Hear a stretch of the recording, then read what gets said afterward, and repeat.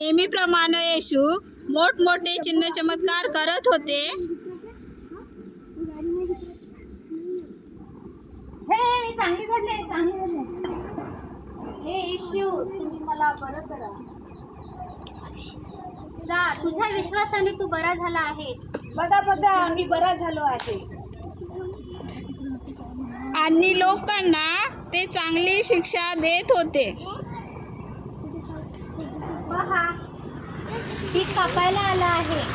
कोणी कापणी करत आहे, कोणी पेरणी करत आहे आणि दोघंही मिळून आनंद करत आहेत. हे ऐकून धर्मगुरू आणि याजक येशूचा राग आला त्यांना.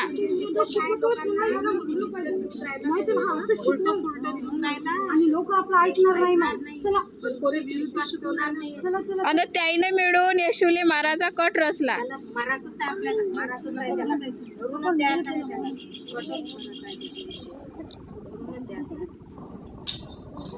मग येशूचा चेला यहुदा येशूला पकडण्यासाठी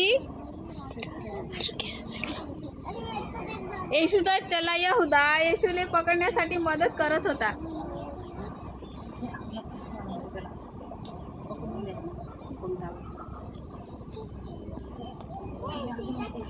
जेव्हा येशू पहाडावर प्रार्थना करत होते तेव्हा येशूचा चेला यहुदा थोडा जवळ या.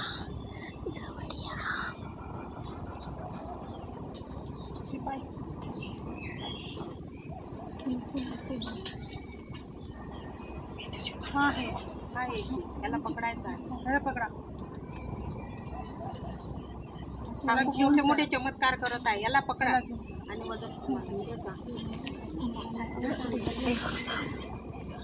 उठ.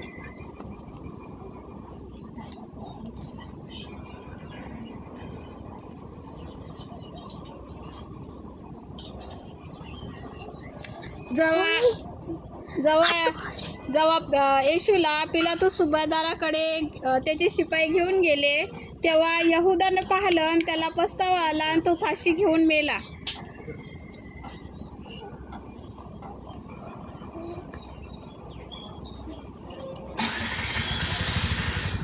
तेव्हा धर्मगुरू आणि याजक पिलातुसला म्हणते,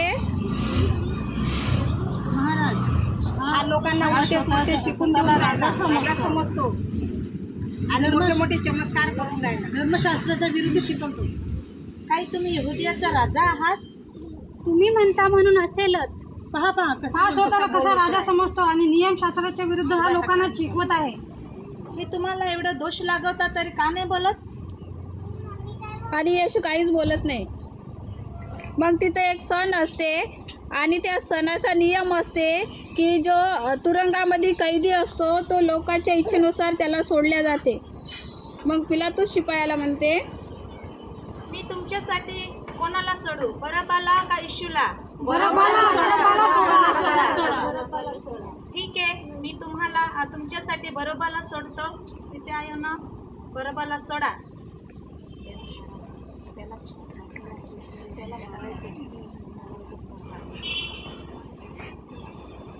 मग मी या येशूचा काय करू? त्याचा नाश करा.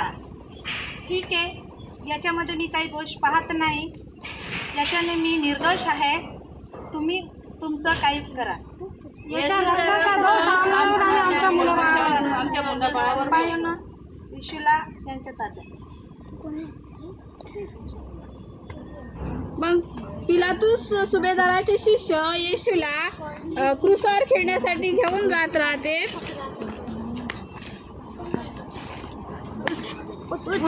त्याला राजा म्हणणारा देवाचा पुत्र आहे. तेव्हा सारे मिळून येशूला घेरतात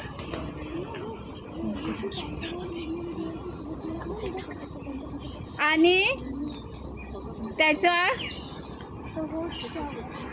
त्याचे कपडे काढतात आणि त्याला लाल रंगाचा झगा घालून देतात. त्याच्या डोक्यावर काट्याचा मुकुट घालतात. त्याच्या हातात सरकंडा देतात.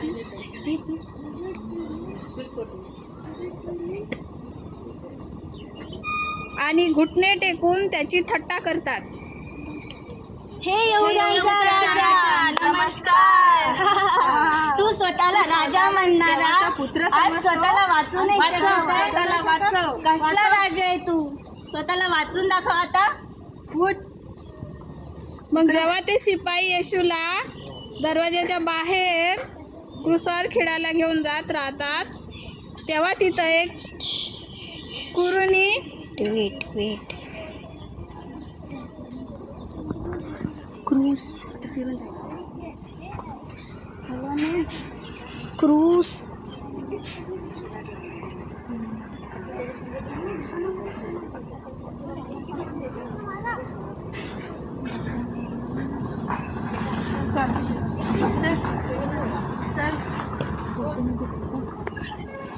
तुम्ही समोरून या ना, कुठं मला तेव्हा तिथं एक कुरुणी सिमोन हे नावाचा शिमोना, तू माणूस येते. इकडे ये आणि हा क्रूस धरून चाल.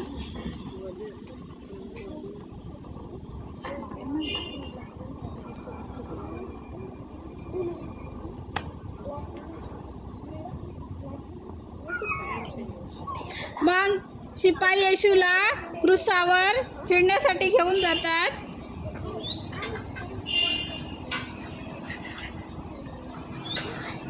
चिठ्ठ्या टाकतात आणि त्याचे कपडे वाटून घेतात आणि त्याच्या डोक्यावर पाटी लावतात की हा यहूद्याचा राजा आहे. जेव्हा हे सारं येशू संग होऊन राहिलं होतं, तेव्हा येशू म्हणते, हे बाबा, हे काय करून राहिले? यायले कळून नाही राहिलं. तू यांना क्षमा कर. मग तिथं त्याच्या दोन्ही बाजूला डाकू असतात.